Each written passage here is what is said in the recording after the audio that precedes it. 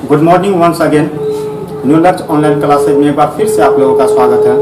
इससे पहले के टॉपिक में हमने जाना था क्लास 10th में केमिस्ट्री के सिलेबस को, और हम लोग केमिस्ट्री को सिलसिलेवार ढंग से शुरू करने से पहले केमिस्ट्री की कुछ बेसिक बातें हैं जिन्हें हम लोग इस लेक्चर में आज जानने का प्रयास करेंगे, और उसके बाद फिर हम लोग बुक स्टार्ट करेंगे।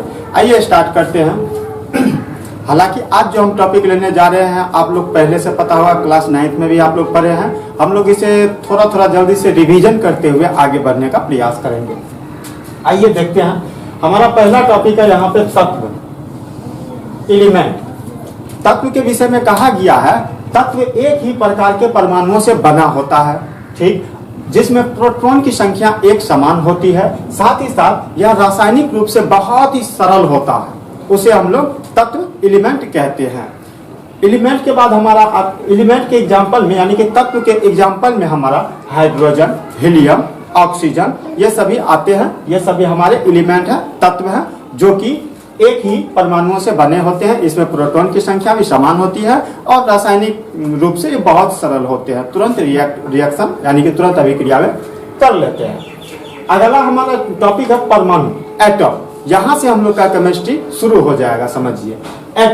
एटम के परमाणु के विषय में कहा गया है, सबसे पहले सन 1908 ईस्वी में जॉन डाल्टन साहब ने परमाणु का चर्चा किए थे, और उन्होंने कहा था कि यह परमाणु जो है एटम पदार्थ का सूक्ष्मतम रूप होता है और यह अविभाज्य भी होता है।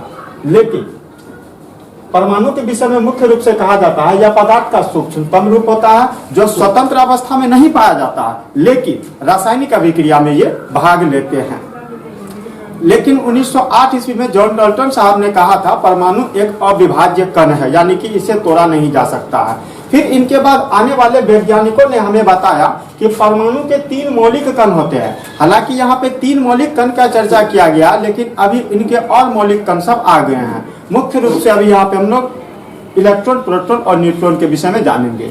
तो आने वाले बाद के वैज्ञानिकों ने कहा था कि परमाणुओं के 3 मौलिक कण होते हैं, इलेक्ट्रॉन, प्रोटॉन और न्यूट्रॉन। तो सबसे पहले हम लोग देखने का प्रयास करेंगे परमाणु के 3 मौलिक कण इलेक्ट्रॉन, प्रोटॉन और न्यूट्रॉन क्या है। इलेक्ट्रॉन एक परमाणु कण है जो कि ऋण आवेशित होते हैं और इनका द्रव्यमान 9.11 इंटू 10⁻⁻13 किलोग्राम होता है। वहीं पे इलेक्ट्रॉन का खोज हमारे जे थॉमसन साहब ने किए थे। प्रोटॉन का बात करते हैं तो प्रोटॉन भी धन आवेशित कण है। प्रोटॉन का द्रव्यमान 1.6726 इंटू 10⁻⁻27 केजी होता है, और प्रोटॉन के खोज गोल्डस्टीन साहब ने किए थे। कहीं कहीं पे प्रोटॉन के खोज संबंधित वैज्ञानिक में हमारे रदरफोर्ड साहब के नाम आते हैं, ठीक ना। और रदरफोर्ड साहब भी प्रोटॉन के विकास से संबंधित थे, उन्होंने भी इस पे कुछ काम किए थे। अगला पॉइंट है हमारा न्यूट्रॉन। न्यूट्रॉन एक आवेशहीन कण है। न्यूट्रॉन का द्रव्यमान 1.6749 इंटू 10⁻⁻27 केजी होता है, और न्यूट्रॉन के खोज जेम्स चैडविक साहब ने किए थे। तो यहाँ पे हमने जाना मुख्य रूप से परमाणु के 3 मौलिक कण इलेक्ट्रॉन, प्रोटॉन और न्यूट्रॉन के विषय में। इलेक्ट्रॉन एक ऋण आवेशित कण होते हैं, प्रोटॉन एक धन आवेशित कण होते हैं, वहीं पे न्यूट्रॉन एक आवेशहीन कण होते हैं। इलेक्ट्रॉन के खोज जे थॉमसन साहब ने किया था, प्रोटॉन का खोज गोल्डस्टीन साहब ने किया था, और वहीं पे न्यूट्रॉन का खोज जेम्स चैडविक साहब ने किया था। अब मुख्य रूप से हम लोग जानने का प्रयास करेंगे एटम में कहाँ पे इलेक्ट्रॉन और प्रोटॉन और न्यूट्रॉन स्थित होते हैं, इस ग्राफ के जरिए जानने का प्रयास करेंगे। आइए मान लेते हैं कि हमारा यह एक एटम है, यह हमारा एक एटम है, परमाणु है, और इस एटम में एक न्यूक्लियस है। यहाँ पे मान लेते हैं न्यूक्लियस है, यानी कि केंद्र है, सेंटर है। न्यूक्लियस में जो होते हैं ना, न्यूक्लियस को थोड़ा सा बड़ा कर दिए हैं, तो यह हमारा एक एटम हो गया। एटम के न्यूक्लियस में प्रोटॉन प्लस न्यूट्रॉन स्थित होते हैं। यह हमारा प्रोटॉन हो गया और यह हमारा न्यूट्रॉन हो गया, ठीक। और इलेक्ट्रॉन के बाह्य कक्षा में यानी कि एटम के बाहर में इलेक्ट्रॉन हमारा चक्कर काटते रहते हैं। तो यह हमारा स्थिति हो गया परमाणु के तीनों मौलिक कण का। यह हमारा एक एटम है। एटम के न्यूक्लियस में प्रोटॉन और न्यूट्रॉन स्थित होते हैं। यह हमारा प्रोटॉन हो गया, यह हमारा न्यूट्रॉन हो गया। और परमाणु एटम के बाहर में इलेक्ट्रॉन चक्कर काटते रहते हैं। अब हम लोग इनके तीनों कण के गुण के विषय में जानेंगे इसी ग्राफ में। हमने सबसे पहले यहाँ पे क्या देखा, यहाँ पे हमने देख रहे हैं इलेक्ट्रॉन एक ऋण आवेशित कण है। इलेक्ट्रॉन जब ऋण आवेशित कण है तो इस ग्राफ में जहाँ पे इलेक्ट्रॉन चक्कर काटते हैं तो यहाँ पे ऋण आवेशित कण कर देंगे। वहीं पे हमने पढ़ा है प्रोटॉन एक धन आवेशित कण है, पॉजिटिव चार्ज है। तो प्रोटॉन हमारा क्या हो जाएगा, पॉजिटिव धन आवेश हो जाएगा। और न्यूट्रॉन जो है ना हमारा एक क्या हो गया, आवेशहीन कण है। इसमें किसी प्रकार की आवेश नहीं होते हैं, आवेशहीन कण है। अब इसी ग्राफ को हम लोग एक जो है ना मतलब एग्जांपल के तौर पे आप लोग के स्क्रीन के ऊपर अभी आएगा, उन्हें देखने का प्रयास कीजिएगा। देखिए अभी जो आपके स्क्रीन पे आया है वहां पे आप लोग को कार्बन एटम के विषय में बताया गया है। कार्बन एटम का एक यहाँ पे कंस्ट्रक्शन है जिसमें न्यूक्लियस में रेड और ब्लू दो तत्व है, जिनमें से एक प्रोटॉन है और दूसरा न्यूट्रॉन है। रेड वाले न्यूट्रॉन है जिसपे कि आपको आवेशहीन है, कुछ चार्ज नहीं है। वहीं पे ब्लू वाला आपको प्रोटॉन है जिसपे पॉजिटिव चार्ज है। और इसके बाह्य कक्षा में आपको जो निगेटिव देख रहा है हरे कलर का निगेटिव चार्ज वाला, वो आपको इलेक्ट्रॉन हो गया। तो अभी हमने इसमें क्या देखा कि मतलब एक कार्बन परमाणु का स्ट्रक्चर है ये, जिसके नाभिक में प्रोटॉन प्लस न्यूट्रॉन स्थित है और इलेक्ट्रॉन बाहर से चक्कर काटते रहते हैं। आइए अब हम लोग इसमें फिर जानेंगे क्या है परमाणु संख्या, परमाणु द्रव्यमान, इनको जानते हैं। ओके, अब हम लोग टॉपिक को आगे बढ़ाते हैं। इस टॉपिक में मुख्य रूप से हम लोग जानेंगे परमाणु संख्या, द्रव्यमान संख्या और न्यूट्रॉन, ये सभी के विषय में जानेंगे। और साथ ही साथ इन्हें ग्राफ के द्वारा हम देखेंगे भी कौन कहाँ स्थित होते हैं। हमारा टॉपिक है परमाणु संख्या, एटॉमिक नंबर। एटॉमिक नंबर परमाणु संख्या के विषय में क्या रहा है, किसी परमाणु के नाभिक में उपस्थित प्रोटॉन की संख्या को, किसी परमाणु के नाभिक में उपस्थित प्रोटॉन की संख्या को एटॉमिक नंबर अर्थात परमाणु संख्या कहते हैं। अगला इसे यानी परमाणु संख्या को एटॉमिक नंबर को Z से सूचित किया जाता है। एटॉमिक नंबर को Z से सूचित किया जाता है। क्योंकि यहाँ पे हम देखते हैं Z बराबर P दिया हुआ है। यहाँ डिफिनेशन में कह रहा है किसी परमाणु के नाभिक में उपस्थित प्रोटॉन की संख्या को एटॉमिक नंबर कहते हैं, अर्थात प्रोटॉन की संख्या इक्वल टू एटॉमिक नंबर। यानी कि Z परमाणु संख्या बराबर डिफिनेशन में कह रहा है प्रोटॉन की संख्या, Z बराबर P हो गया, ठीक ना। और इस यहाँ पे Z बराबर P होते हैं और साथ ही साथ Z बराबर प्रोटॉन की संख्या बराबर इलेक्ट्रॉन की संख्या भी होते हैं। ये भी हमें जान लेना जरूरी है कि Z बराबर P बराबर E, अर्थात परमाणु संख्या बराबर प्रोटॉन की संख्या और प्रोटॉन की संख्या बराबर इलेक्ट्रॉन की संख्या होती है। आगे है हमारा द्रव्यमान संख्या, मास नंबर। मास नंबर के विषय में क्या रहा, किसी परमाणु के नाभिक में उपस्थित प्रोटॉन और न्यूट्रॉन की संख्या के योग को मास नंबर कहा जाता है। यानी कि द्रव्यमान संख्या जो होते हैं किसी एटम के न्यूक्लियस में उपस्थित प्रोटॉन की संख्या प्लस न्यूट्रॉन की संख्या, जब दोनों आपस में ऐड हो जाती है, जुड़ जाती है, तो यह हमारा मास नंबर द्रव्यमान संख्या कहलाता है। इसे A से डिनोट करते हैं, A से सूचित करते हैं और A बराबर P प्लस N होता है, अर्थात परमाणु द्रव्यमान संख्या बराबर प्रोटॉन की संख्या और न्यूट्रॉन की संख्या का योग होता है। यहाँ पे एक चीज और हमें देखना है, न्यूट्रॉन की संख्या कैसे ज्ञात करेंगे। जैसे द्रव्यमान संख्या प्रोटॉन की संख्या और न्यूट्रॉन की संख्या का योग होता है, तो हम लोग न्यूट्रॉन की संख्या निकालने के लिए क्या करेंगे, तो न्यूट्रॉन की संख्या निकालने के लिए प्रोटॉन की संख्या को बराबर के उस तरफ ले जाएंगे, इधर पॉजिटिव में उधर निगेटिव में हो जाएगा। न्यूट्रॉन की संख्या बराबर A माइनस P, अर्थात न्यूट्रॉन की संख्या जो होती है द्रव्यमान संख्या में से जब हम प्रोटॉन की संख्या को घटा देते हैं तो वो हमारा न्यूट्रॉन की संख्या होता है। आइए इन्हें हम एक विशेष सूत्र द्वारा निरूपण के रूप में देखते हैं, एटॉमिक नंबर और मास नंबर को।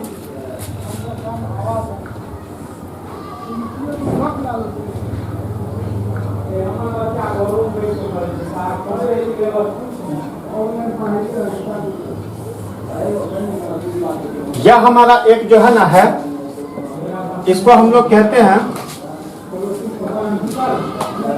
Atomic symbol. ठीक। और जेड को कहते हैं एटॉमिक नंबर, और ए को हम लोग कहते हैं मास नंबर। हमने आपको यहां बताया हुआ था कि मान लेते हैं कोई मतलब यहाँ पे एटॉमिक सिंबल है, एटॉमिक सिंबल को ऊपर में ए और नीचे में जेड द्वारा निरूपण करते हैं, यानी कि इस एटॉमिक सिंबल का ऊपर वाला ए जो है वह उनके एटॉम मास नंबर को डिनोट करता है, और ये जेड जो होते हैं वो उनके एटॉमिक नंबर को सूचित करता है। ये एक्स हो गया एक एटॉमिक सिंबल हो गया, जिसमें ए मास नंबर हो गया, जेड एटॉमिक नंबर हो गया। अब यहाँ पे हम लोग देखते हैं परमाणु संख्या एटॉमिक नंबर को किससे डिनोट करते हैं? जेड से। तो ये हमारा जेड हो गया एटॉमिक नंबर। और मास नंबर को किससे डिनोट करते हैं? इसको हम लोग ए से सूचित करते हैं, तो ये हो गया हमारा मास नंबर। ठीक, ये हमारा फॉर्मूला हुआ। इसी पे एक हम सूत्र लेने का प्रयास करते हैं, एक क्वेश्चन लेने का प्रयास करते हैं। जैसे मान लेते हैं यह हमारा एटॉमिक सिंबल हो गया,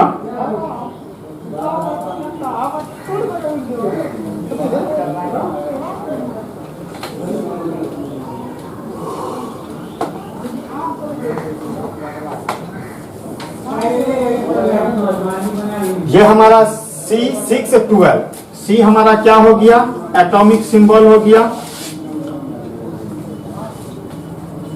एटॉमिक सिंबल हो गया, जिसे क्या कहेंगे? कार्बन कहेंगे। ठीक, और ये हमारा 6 क्या हो गया?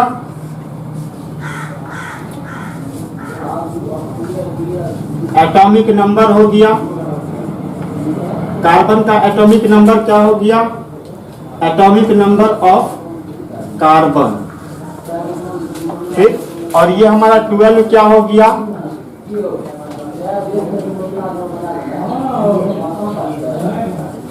मास नंबर ऑफ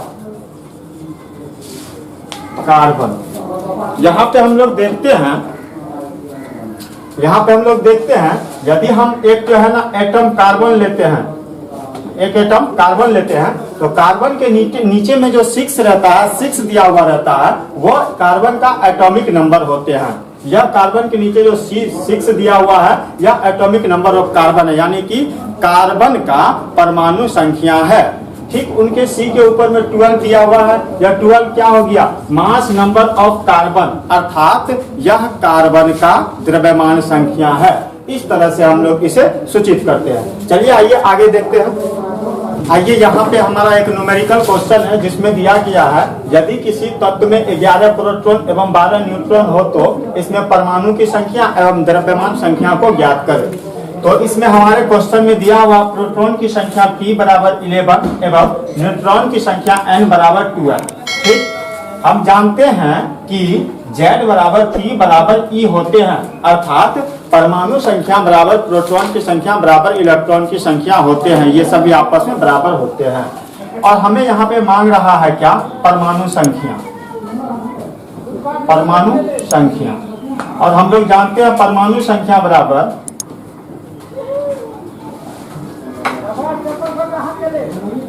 प्रोटॉन की संख्या, अर्थात परमाणु संख्या को Z से सूचित करते हैं, प्रोटॉन की संख्या को P से सूचित करते हैं। Z बराबर P, तो यहाँ पे Z कितना, P कितना दिया हुआ है? 11।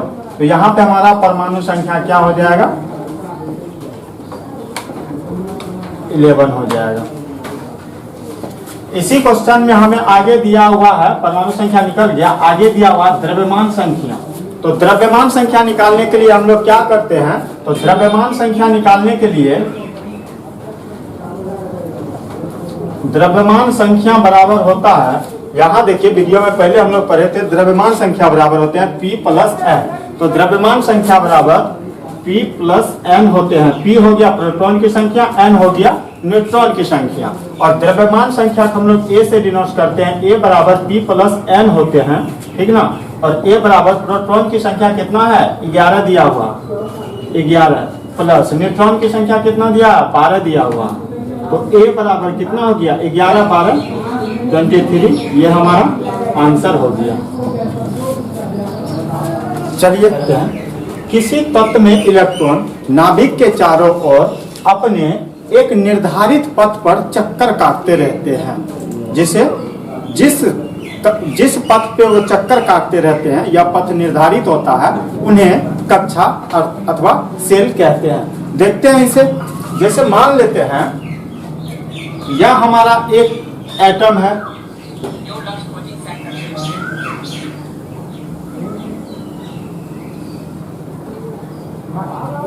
यह हमारा एक एटम है। एटम के बीच में यहाँ पे न्यूक्लियस है, नाभिक है, ठीक। और हम लोग जानते हैं कि नाभिक में प्रोटॉन प्लस न्यूट्रॉन होते हैं और इलेक्ट्रॉन यहाँ पे क्या करते रहते हैं, चक्कर काटते रहते हैं। तो इलेक्ट्रॉन अपने जिस पथ पर नाभिक के चारों ओर चक्कर लगाते रहते हैं, इसी पथ को क्या कहते हैं हम लोग, सेल अथवा कक्षा कहते हैं।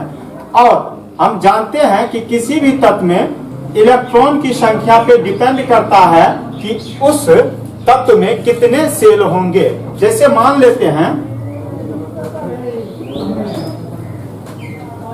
यह एलिमेंट तत्व है, तत्व का यह सेल हो गया, एक और सेल हो गया,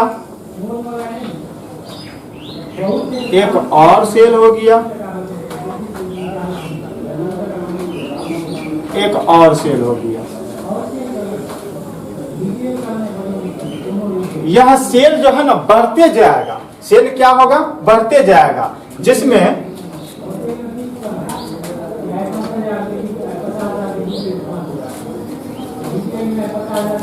यह जो है पहला नंबर का जो कक्षा है, यह पहला नंबर का कक्षा जो है, इसे N1 कहते हैं। अर्थात यह पहला कक्षा है, पहला कक्षा जिसे N1 कहते हैं। और पहले कक्षे में को K से सूचित करते हैं, K।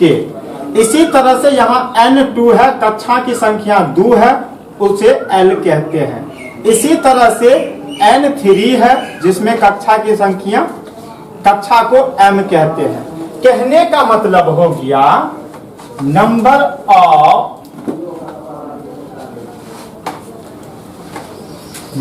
Of cells equal to N1, N2, N3, N4। इसी तरह से नंबर ऑफ सेल बढ़ते जाएगा। अब उसको कहेंगे name of cells, name of cells, यानी कि N1 वाले कक्षा का नाम क्या होगा, नेम ऑफ सेल्स। N1 वाले कक्षा को K कहेंगे, N2 वाले कक्षा को L कहेंगे, N3 वाले कक्षा को M कहेंगे, N4 वाले कक्षा को N कहेंगे।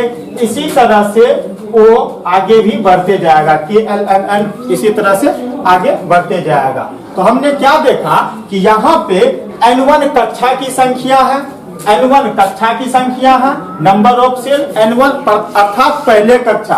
पहले कक्षा को क्या नाम दिया गया है, K नाम दिया हुआ, K cell. Number of name of cell N2, N2 कहने का मतलब हो गया दूसरा कक्षा, और दूसरे कक्षा को क्या कहते हैं, L कहते हैं।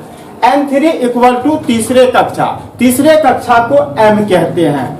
N4 अर्थात चौथे कक्षा, चौथे कक्षा को M कहते हैं। इसी तरह से कक्षा की संख्या बढ़ते जाएगा और कक्षा का नाम भी K L M N O P करके आगे बढ़ते हुए जाएगा। अब इसमें एक चीज और आता है, हमें इलेक्ट्रॉन की संख्या ज्ञात करने के लिए। कक्षा में इलेक्ट्रॉन की संख्या किस तरह से हम लोग ज्ञात करते हैं, K कक्षा में इलेक्ट्रॉन की संख्या कितनी होती है, L सेल में इलेक्ट्रॉन की संख्या कितनी होती है, M और N सेल में इलेक्ट्रॉन की संख्या कितनी होती है। किसी भी कक्षा में इलेक्ट्रॉन की संख्या को ज्ञात करने के लिए एक हमारा सूत्र आता है 2n²। इस सूत्र के द्वारा हम किसी भी कक्षा में इलेक्ट्रॉन की संख्या को ज्ञात कर सकते हैं। जहां n बराबर होता है, जहां n बराबर कक्षा की संख्या, ये हो गया, ठीक।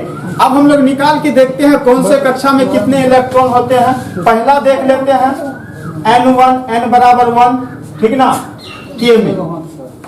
जब पहला कक्षा K हो गया तो K में इलेक्ट्रॉन की संख्या क्या होगा, 2n², अर्थात 2 तो है ही, n का मान कितना है, n का मान 1 है, तो 1 का स्क्वायर कर देंगे, अर्थात कितना हो गया 2। k कक्षा में इलेक्ट्रॉन की संख्या कितना हो गया 2 हो गया। इसी तरह से दूसरे कक्षा L में इलेक्ट्रॉन की संख्या निकालेंगे 2n स्क्वायर बराबर 2 इंटू 2 का स्क्वायर कितना हो गया 8, अर्थात L सेल में 8 इलेक्ट्रॉन होते हैं। इसी तरह से N3 तीसरे कक्षा M में इलेक्ट्रॉन की संख्या ज्ञात करेंगे तो क्या हो जाएगा 2 इंटू 3 का स्क्वायर, 3 3 9 दुना 18। और चौथे कक्षा N में इलेक्ट्रॉन की संख्या ज्ञात करेंगे तो 2n स्क्वायर अर्थात 2 इंटू 4 का स्क्वायर कितना हो गया 4 चौक 16 दुना 32। यहाँ पे हम यह पाते हैं कि पहले कक्षा K में 2 इलेक्ट्रॉन होते हैं, दूसरे कक्षा L में 8 इलेक्ट्रॉन होते हैं, तीसरे कक्षा M में 18 इलेक्ट्रॉन होते हैं, चौथे कक्षा N में 32 इलेक्ट्रॉन होते हैं। इसी तरह से N5 कक्षा भी होगा, N5 और M के बाद O, फिर इसी सूत्र पे निकाल के हम अगला भी निकालेंगे जो 50 होगा। इसके अलावा एक बात और जान लीजिए, प्रत्येक कक्षा में कई उप कक्षा होते हैं, सब सेल्स होते हैं।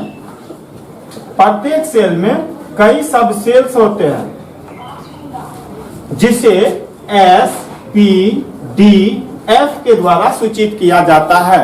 हम लोग सब cell S, P, D, F के विषय में भी डीपली पढ़ेंगे चैप्टर में आने, मतलब आगे क्लास में आप लोगों को इसका डिटेल देखने को मिलेगा। चलिए अब हमने ये देखा कि किस सेल में कितने इलेक्ट्रॉन होते हैं। अब हम लोग थोड़ा सा इनको जान लेंगे कि किस तरह से हम देखेंगे कि कहाँ कितने इलेक्ट्रॉन पाए जाते हैं। चलिए देख लेते हैं बहुत आसान से। मान लेते हैं एक चीज और हम आपको बता देते हैं, जैसे K सेल में 2 इलेक्ट्रॉन है तो इसका मतलब हुआ K सेल में अधिकतम 2 इलेक्ट्रॉन रह सकता है, अधिकतम 2 से ज्यादा नहीं रह सकता, लेकिन 2 से कम 1 रह सकता है। उसी तरह L में अधिकतम 8 इलेक्ट्रॉन रह सकता है और 8 से ज्यादा नहीं होना चाहिए, लेकिन 8 से कम चलेगा।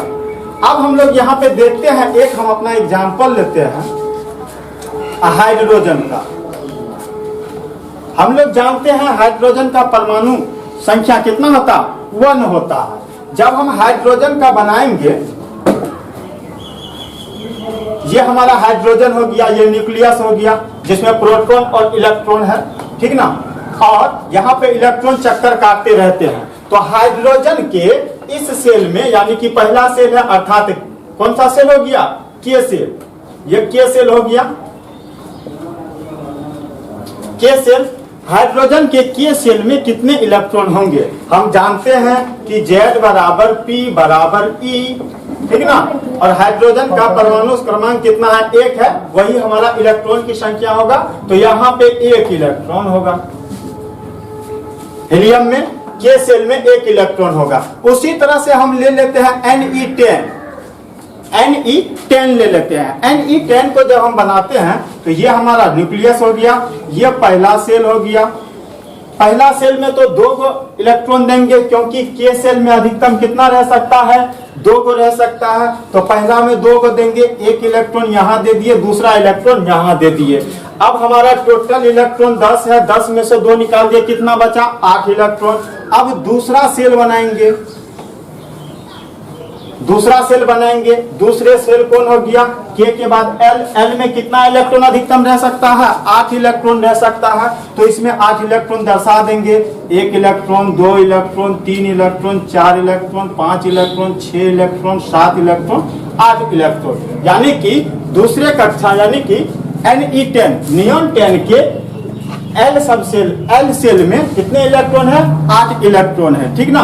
तो इसी तरह से एक और हम लोग एग्जांपल लेते हैं, जैसे Na11 सोडियम 11 का जो हम सेल बनाते हैं, ये न्यूक्लियस हो गया, ये इसका पहला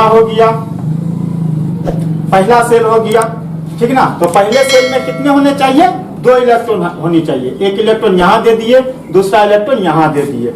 अब 11 इलेक्ट्रॉन में से 2 इलेक्ट्रॉन हम लोग निकाल दिए, रेस्ट कितने इलेक्ट्रॉन बच गए हैं, हमारे पास 9 इलेक्ट्रॉन और है। 9 इलेक्ट्रॉन में को अब इसमें डालते हैं तो दूसरा सेल लेते हैं। दूसरा सेल क्या हो जाएगा, पहला सेल किए, दूसरा सेल एल, एल में कितने इलेक्ट्रॉन होंगे, 8 इलेक्ट्रॉन होंगे।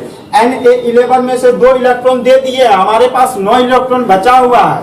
उस 9 इलेक्ट्रॉन में से 8 इलेक्ट्रॉन यहां दे देंगे, 1 2 3 4 5 6 7 8, 8 इलेक्ट्रॉन दे दिए हैं पहले वाले, यानी कि पहले वाले के सेल में 2 इलेक्ट्रॉन दे दिए हैं, दूसरे वाले एल सेल में 8 इलेक्ट्रॉन दे दिए हैं, तो 2 8 10 ही न हुआ है। और सोडियम का इलेक्ट्रॉन संख्या कितना है, 11 है, फिर भी तो 1 इलेक्ट्रॉन हमें और देना है ना, तो फिर एक और सेल यहाँ पे बना लेंगे,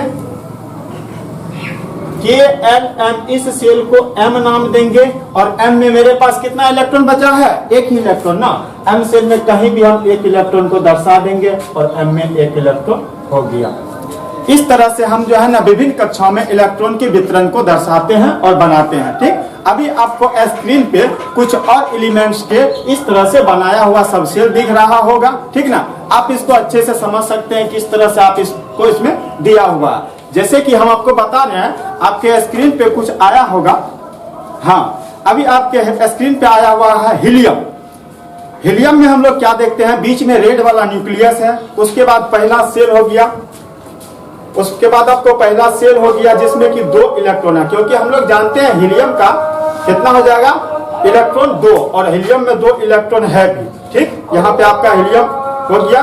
इसी तरह से हम लोग देखते हैं नियोन का भी दिया हुआ Ne10, Ne10 के पहले सेल में यानी कि के सेल में 2 इलेक्ट्रॉन है, और नियोन के दूसरे सेल में यानी कि एल सेल में 8 इलेक्ट्रॉन है, कंप्लीट हो रहा। इसी तरह से तीसरा आपको आर्गन दिया हुआ है, आर्गन में भी आपको बताया हुआ है कि पहले सेल में कितने इलेक्ट्रॉन है, 2 इलेक्ट्रॉन है। इसी तरह से दूसरे सेल में आपको कितने हैं, 8 है। ठीक, 8 2 10 हो गया। और उसके बाद एम सेल में कितने इलेक्ट्रॉन है, तो एम सेल में हो गया 3 3 6 2 8, चलिए उसमें भी 8 हो गया। इस तरह से आप जो है ना ऑक्सीजन का भी दिया हुआ, फ्लोरीन का भी दिया हुआ है, सल्फर का और क्लोरीन का भी दिया हुआ, सबका आप सभी सेलों में इलेक्ट्रॉन के वितरण को देख सकते हैं, आप अपने कॉपी पे भी कर सकते हैं। चलिए, अभी तक इस चैप्टर में हमने परमाणु संख्या, परमाणु क्रमांक, द्रव्यमान संख्या और कक्षा KLMN इन सभी चीजों का अध्ययन किया। अब यहाँ पे हम एक ग्राफ के द्वारा इन सभी चीजों को किस तरह से हम ज्ञात कर सकते हैं, इनके बारे में यहाँ पे जानेंगे। और यहाँ पे हमने किया क्या है, तो यहाँ पे 1 से लेके 10 तक मैंने एलिमेंट लिया है, hydrogen, helium, lithium, beryllium, boron, carbon, nitrogen, oxygen, chlorine और नियॉन। इन सभी एलिमेंट में हमने atomic number, mass number, protons number, neutrons number और इनके सेल KLMN इन सभी में इलेक्ट्रॉन के वितरण को दर्शाया है। आइए सबसे पहले हम लोग देखते हैं, ये हमारा एलिमेंट है, यहाँ पे ये हमारा एलिमेंट है, सभी 10 एलिमेंट्स का नाम है। उसके बाद सिंबल है, मतलब सूचक है, किस एलिमेंट्स को हम लोग किसके द्वारा सूचित करते हैं, जैसे हाइड्रोजन को S से सूचित करते हैं, तो यहाँ पे सभी एलिमेंट्स का सिंबल नेम से हुआ। ठीक, उसके बाद है हमारा एटॉमिक नंबर। एटॉमिक नंबर अर्थात परमाणु संख्या। परमाणु संख्या को हम लोग Z से सूचित करते हैं। परमाणु संख्या प्रोटॉन की संख्या और इलेक्ट्रॉन की संख्या ये सभी आपस में बराबर होती है, तो यहाँ पे हमें सारे एलिमेंट्स का परमाणु संख्या अथवा प्रोटॉन की संख्या अथवा न्यूट्रॉन की संख्या है। इसके बाद हमारा है मास नंबर। मास अर्थात द्रव्यमान संख्या। द्रव्यमान संख्या का सूत्र हम बताए थे, A बराबर P + N, अर्थात द्रव्यमान संख्या प्रोटॉन की संख्या और न्यूट्रॉन की संख्या का योग होता है। तो यहाँ पे हमने क्या किया है, सभी एलिमेंट्स के द्रव्यमान संख्या, मास नंबर यहाँ पे लिखा हुआ है। और उसके बाद प्रोटॉन संख्या सभी एलिमेंट्स का है और न्यूट्रॉन संख्या है। और सबसे लास्ट में हमने क्या किया है, सभी एलिमेंट्स के इलेक्ट्रॉन के वितरण को, यानी कि इलेक्ट्रॉन कॉन्फ़िगरेशन अर्थात कक्षा में इलेक्ट्रॉन के वितरण को दर्शाया है। हमने आपको पढ़ाया था 4 कक्षा के बारे में, KLMN अर्थात K कक्षा में 2 इलेक्ट्रॉन होते हैं, L कक्षा में 8 इलेक्ट्रॉन, M में 18 और N में 32 इलेक्ट्रॉन होते हैं। इसी तरह से हमने सभी एलिमेंट्स के कितने कौन से कक्षा में कितने इलेक्ट्रॉन्स आएंगे इनका यहाँ पे किया है। चलिए देखते हैं। सबसे पहला हमारा एलिमेंट्स हो गया हाइड्रोजन। हम लोग हाइड्रोजन को H से सूचित करते हैं और हाइड्रोजन का परमाणु संख्या 1 होता है, Z बराबर 1, और यही Z होता है प्रोटॉन की संख्या, वो भी Z बराबर P होते हैं प्रोटॉन। Z भी 1 है, प्रोटॉन भी 1 है। क्लियर।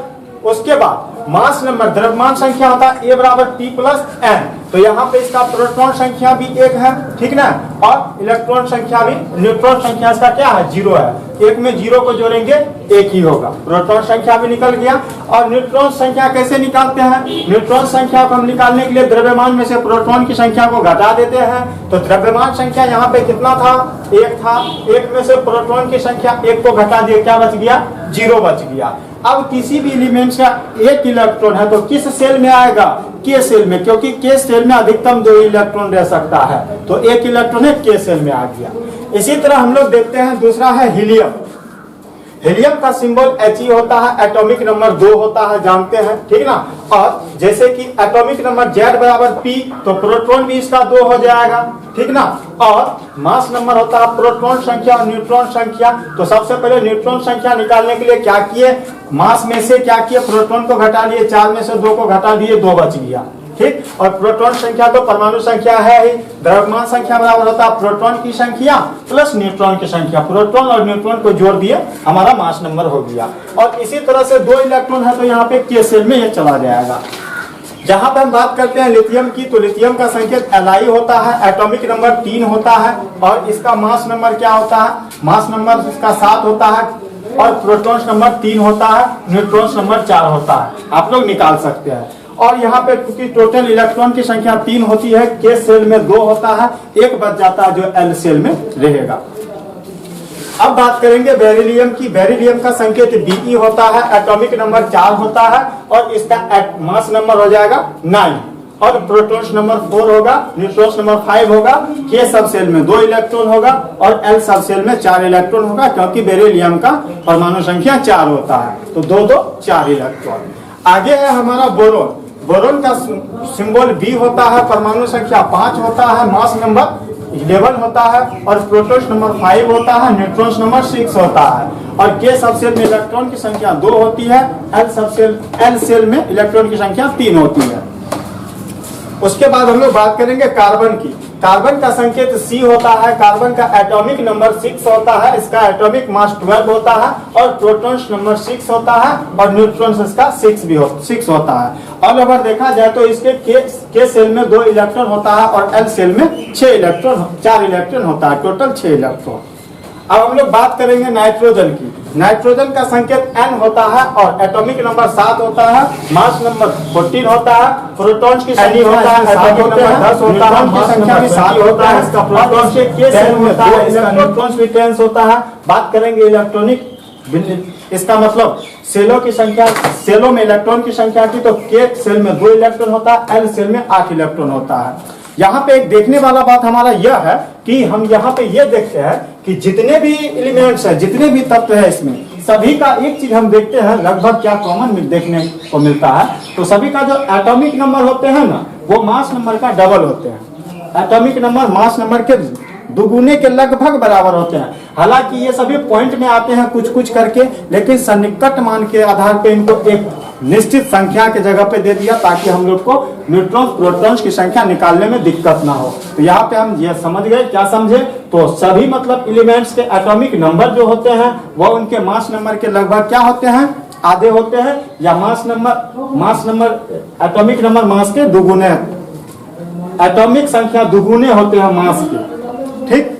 अब यहाँ पे एक चीज हम और आप लोगों को बता देना चाहेंगे, यदि आप इसको 1 से 30 तक, जिस तरह हमने बताया 1 से 30 तक आप सभी एलिमेंट्स का खुद से atomic number, mass number, electron number, proton number और सभी सेल में इलेक्ट्रॉन के वितरण को अपने से बना लेंगे, तो उम्मीद करते हैं हमारे संग केमिस्ट्री पढ़ने में आपको काफी मजा आएगा। चलिए मिलते हैं नेक्स्ट वीडियो में, तब तक के लिए धन्यवाद।